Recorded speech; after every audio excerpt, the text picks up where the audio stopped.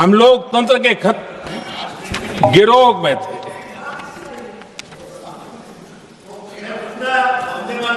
आदरणीय अध्यक्ष जी, 150 वर्ष उस महान अध्याय को, उस गौरव को पुनः स्थापित करने का अवसर है और मैं मानता हूं सदन ने भी और देश ने भी इस अवसर को जाने नहीं देना चाहिए।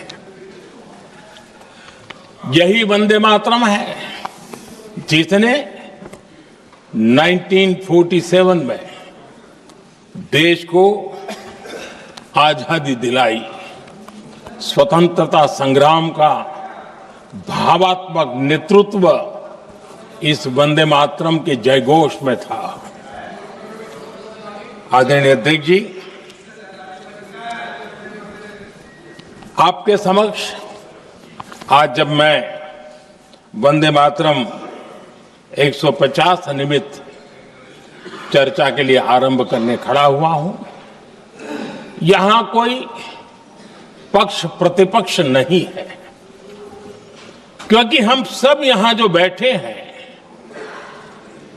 एक्चुअली हमारे लिए रण स्वीकार करने का अवसर है कि जिस वंदे मातरम के कारण लक्षावधि लोग आजादी का आंदोलन चला रहे थे और उसी का परिणाम है कि आज हम सब यहां बैठे हैं।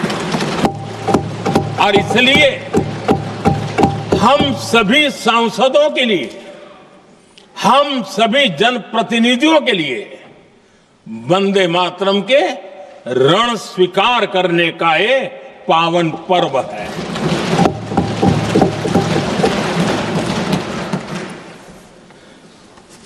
और इससे हम प्रेरणा लेकर के वंदे मातरम की जिस भावना ने देश की आजादी का जंग लड़ा, उत्तर दक्षिण पूर्व पश्चिम पूरा देश एक स्वर से वंदे मातरम बोल के आगे बढ़ा। फिर से एक बार अवसर है, आओ हम सब मिल के चले, देश को साथ लेके चले। आजादी के दीवानों ने जो सपने देखे थे उन सपनों को पूरा करने के लिए वंदे मातरम 150 हम सबकी प्रेरणा बने, हम सबकी ऊर्जा बने और देश आत्मनिर्भर बने। 2047 में विकसित भारत बना करके हम रहे, इस संकल्प को दोहराने के लिए ये वंदे मातरम हमारे लिए एक बहुत बड़ा अवसर है। आदरणीय अध्यक्ष जी, दादा तबीयत तो ठीक है ना? नहीं, कभी कभी इस उम्र में हो जाता है। आदरणीय अध्यक्ष जी, वंदे मातरम की इस यात्रा की शुरुआत बंकिम चंद्र जी ने 1875 में की थी और गीत ऐसे समय लिखा गया था जब 1857 के स्वातंत्र संग्राम के बाद अंग्रेज सल्तनत बौखलाई हुई थी, भारत पर भांति भांति के दबाव डाल रही थी, भांति भांति के जुल्म कर रही थी और भारत के लोगों को मजबूर किया जा रहा था अंग्रेजों के द्वारा। और उस समय उनका जो राष्ट्रीय गीत था, गॉड सेव द क्वीन, इसको भारत में घर घर पहुंचाने का एक षड्यंत्र चल रहा था। ऐसे समय बंकिम दा ने चुनौती दी और ईंट का जवाब पत्थर से दिया और उसमें से वंदे मातरम का जन्म हुआ।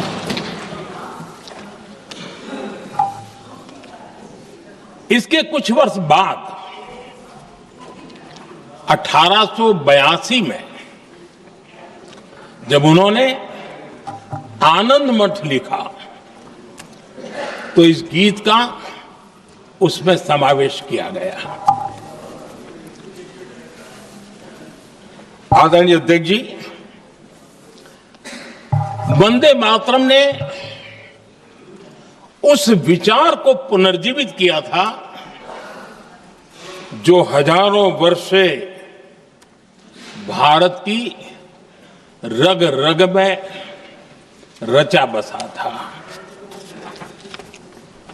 उसी भाव को, उसी संस्कारों को, उसी संस्कृति को, उसी परंपरा को उन्होंने बहुत ही उत्तम शब्दों में, उत्तम भाव के साथ वंदे मातरम के रूप में हम सबको बहुत बड़ी सौगात दी थी। वंदे मातरम ये सिर्फ केवल राजनीतिक आजादी की लड़ाई का मंत्र नहीं था। सिर्फ हम अंग्रेज जाए और हम खड़े हो जाए, अपने राह पर चले, इतने मात्र तक वंदे मातरम प्रेरित नहीं करता था, उससे कहीं आगे था। आजादी की लड़ाई इस मातृभूमि को मुक्त कराने का भी जंग था। अपनी मां भारती को उन बेड़ियों से मुक्ति दिलाने का एक पवित्र जंग था। और वंदे मातरम की पृष्ठभूमि हम देखें, उसके संस्कार सरिता देखें, तो हमारे यहां वेद काल से एक बात बार बार हमारे सामने आई है। जब वंदे मातरम कहते हैं तो वही वेद काल की बात हमें याद आती है। वेद काल से कहा गया है, माता भूमि ही पुत्रो अहम पृथिव्याः, अर्थात ये भूमि मेरी माता है और मैं पृथ्वी का पुत्र हूं। आदरणीय अध्यक्ष जी, यही वो विचार है जिसको प्रभु श्री राम ने भी लंका के वैभव को छोड़ते हुए कहा था, जननी जन्मभूमिश्च स्वर्गादपि गरीयसी।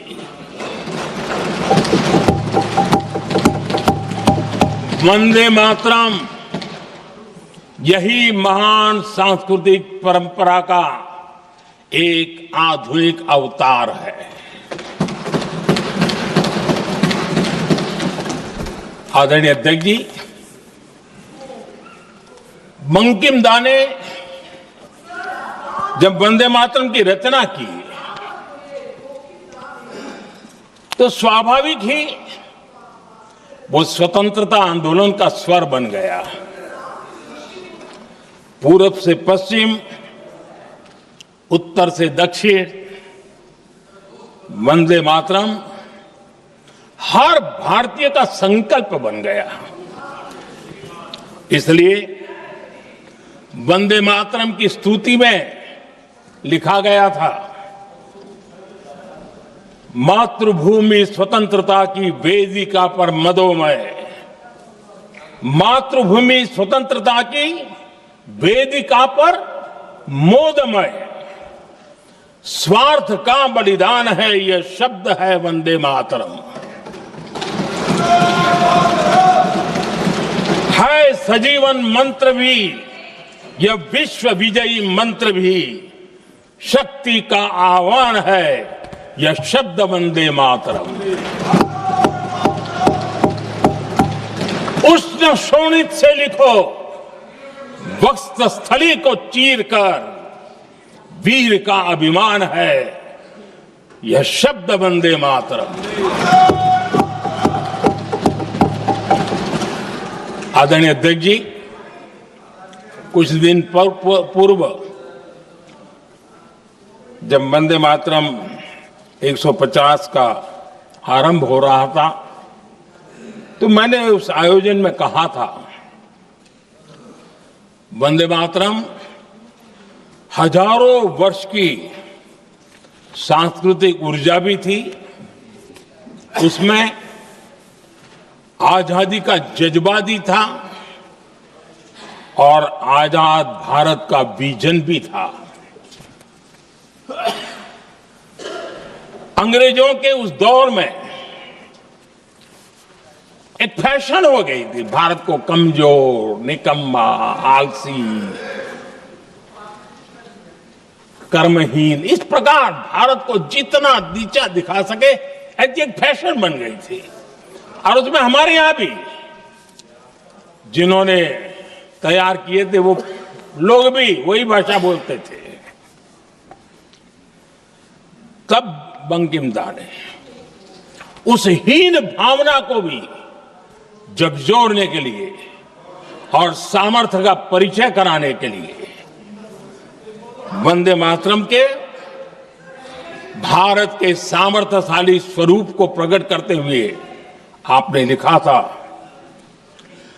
तम ही दुर्गा दश प्रहरण धारिणी कमला कमल दल बिहारिणी वाणी विद्या दायिनी नमामि त्वाम नमामि कमलाम अमलाम अतुलाम सुजलाम सुफलाम मातरम वंदे मातरम। अर्थात भारत माता ज्ञान और समृद्धि की देवी भी है और दुश्मनों के सामने अस्त्र शस्त्र धारण करने वाली चंडी भी है। अध्यक्ष जी, ये शब्द, ये भाव, ये प्रेरणा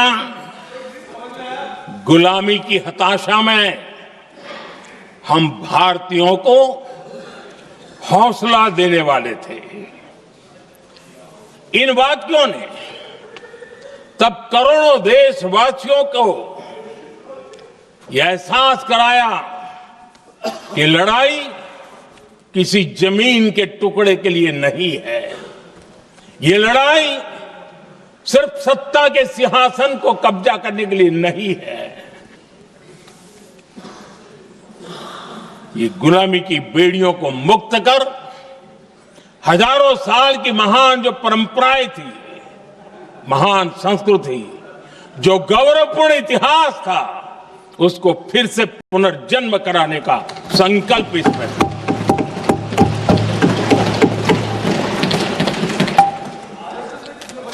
आदरणीय अध्यक्ष जी,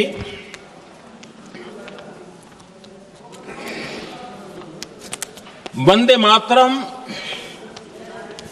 इसका जो जन जन से जुड़ाव था, ये हमारे स्वतंत्र संग्राम की एक लंबी गाथा अभिव्यक्त होती है। आदरणीय अध्यक्ष जी, जब भी जैसे किसी नदी की चर्चा होती है, चाहे सिंधु हो, सरस्वती हो, कावेरी हो, गोदावरी हो, गंगा हो, यमुना हो, उस नदी के साथ एक सांस्कृतिक धारा प्रवाह, एक विकास यात्रा का धारा प्रवाह, एक जन जीवन की यात्रा का प्रवाह उसके साथ जुड़ जाता है। लेकिन क्या कभी किसी ने सोचा है कि आजादी जंग के हर पड़ाव, वो पूरी यात्रा वंदे मातरम की भावनाओं से गुजरता था, उसके तट पर पल्लवित होता था। ऐसा भाव काव्य शायद दुनिया में कहीं उपलब्ध नहीं होगा।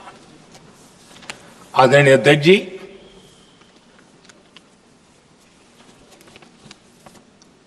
अंग्रेज समझ चुके थे कि 1857 के बाद लंबे समय तक भारत में टिकना उनके लिए मुश्किल लग रहा था और जिस प्रकार से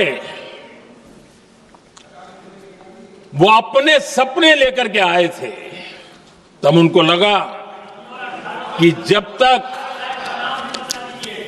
तक भारत को बांटेंगे नहीं, जब तक भारत को टुकड़ों में नहीं बांटेंगे, भारत में ही लोगों को एक दूसरे से लड़ाएंगे नहीं, तब तक यहां राज करना मुश्किल है। और अंग्रेजों ने बांटो और राज करो इस रास्ते को चुना और उन्होंने बंगाल को इसकी प्रयोगशाला बनाया, क्योंकि अंग्रेज भी जानते थे, वो एक वक्त था जब बंगाल का बौद्धिक सामर्थ्य देश को दिशा देता था, देश को ताकत देता था, देश को प्रेरणा देता था। और इसलिए अंग्रेज भी चाहते थे कि बंगाल का ये जो सामर्थ्य है वो पूरे देश की शक्ति का एक प्रकार से केंद्र बिंदु है। और इसलिए अंग्रेजों ने सबसे पहले बंगाल के टुकड़े करने की दिशा में काम किया। और अंग्रेजों का मानना था कि एक बार बंगाल टूट गया तो ये देश भी टूट जाएगा और वो यावत चंद्र दिवाकरो राज करते रहेंगे, ये इनकी सोच थी। 1905 में अंग्रेजों ने बंगाल का विभाजन किया, लेकिन जब अंग्रेजों ने 1905 में ये पाप किया तो वंदे मातरम चट्टान की तरह खड़ा रहा। बंगाल की एकता के लिए वंदे मातरम गली गली का नाद बन गया था और वही नारा प्रेरणा देता था। अंग्रेजों ने बंगाल विभाजन के साथ ही भारत को कमजोर करने के बीच और अधिक बोने की दिशा पकड़ ली थी, लेकिन वंदे मातरम एक स्वर एक सूत्र के रूप में अंग्रेजों के लिए चुनौती बनता गया और देश के लिए चट्टान बनता गया। आदरणीय अध्यक्ष जी, बंगाल का विभाजन तो हुआ, लेकिन एक बहुत बड़ा स्वदेशी आंदोलन खड़ा हुआ और तब वंदे मातरम हर तरफ गूंज रहा था। अंग्रेज समझ गए थे कि बंगाल की धरती से निकला बंकिम दा का ये भाव सूत्र,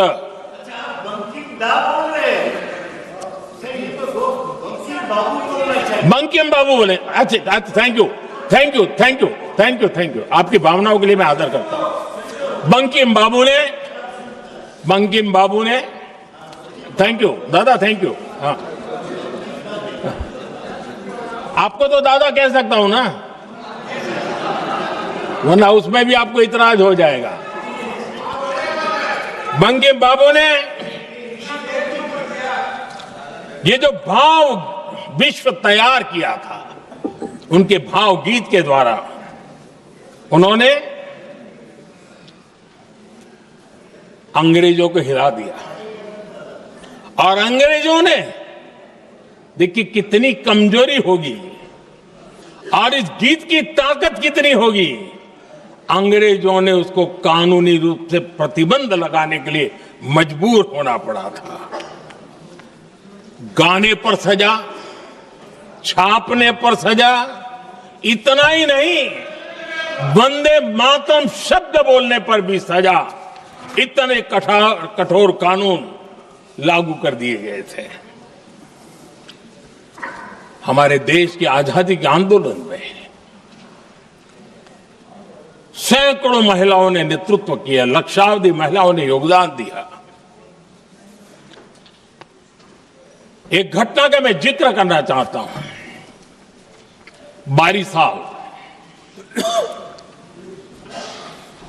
बारिसाल में वंदे मातरम गाने पर सर्वाधिक जुल्म हुए थे। वो बारिसाल आज भारत का हिस्सा नहीं रहा है और उस समय बारिसाल की हमारी माताएं, बहनें, बच्चे मैदान में उतरी थी वंदे मातरम के स्वाभिमान के लिए। इस प्रतिबंध के विरोध में लड़ाई के मैदान में उतरी थी और तब बारिसाल की एक वीरांगना श्रीमती सरोजिनी बोस, जिन्होंने उस जमाने में वहां की भावना को देखिए और उन्होंने कहा था कि वंदे मातरम जो प्रतिबंध लगा है, जब तक ये प्रतिबंध नहीं हटता है मैं अपनी चूड़ियां जो पहनती हूं निकाल दोगी। भारत में वो एक जमाना था, चूड़ी निकालना यानी महिला के जीवन की बहुत बड़ी घटना हुआ करती, लेकिन उनके लिए वंदे मातरम की वो भावना थी। उन्होंने अपनी सोने की चूड़ियां, जब तक वंदे मातरम प्रतिबंध नहीं हटेगा मैं दोबारा नहीं धारण करूंगी, ऐसा बड़ा व्रत ले लिया था।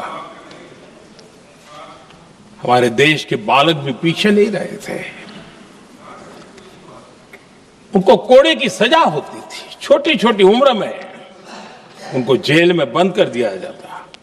और उन दिनों खास करके बंगाल की गलियों में लगातार वंदे मातरम के लिए प्रभात फेरियां निकलती थी। अंग्रेजों के नाक को दम कर दिया था और उस समय एक गीत गूंजता था बंगाल में, जाए जाबे जीवनो चोले, जाए जाबे जीवनो चोले, जोगो तो माजे तोमार काजे वंदे मातरम बोले।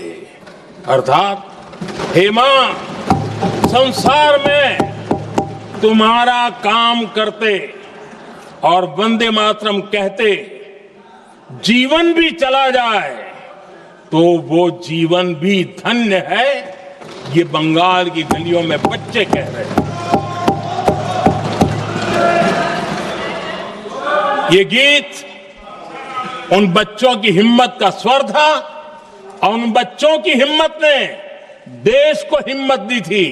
बंगाल की गलियों से निकली आवाज देश की आवाज बन गई थी।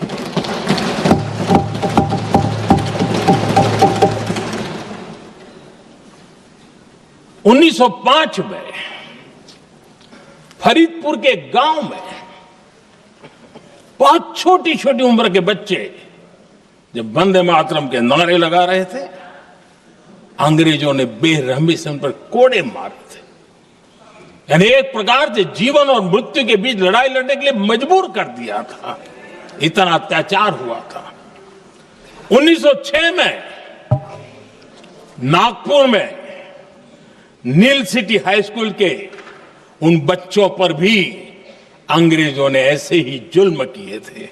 गुनाह यही था कि वो एक स्वर से वंदे मातरम बोल करके खड़े हो गए थे। उन्हें वंदे मातरम के लिए मंत्र का महात्म्य अपनी ताकत से सिद्ध करने का प्रयास किया था। हमारे जांबाज सपूत बिना किसी डर के फांसी के तख्त पर चढ़ते थे और आखिरी सांस तक वंदे मातरम, वंदे मातरम, वंदे मातरम, यही उनका भाव घोष रहता था।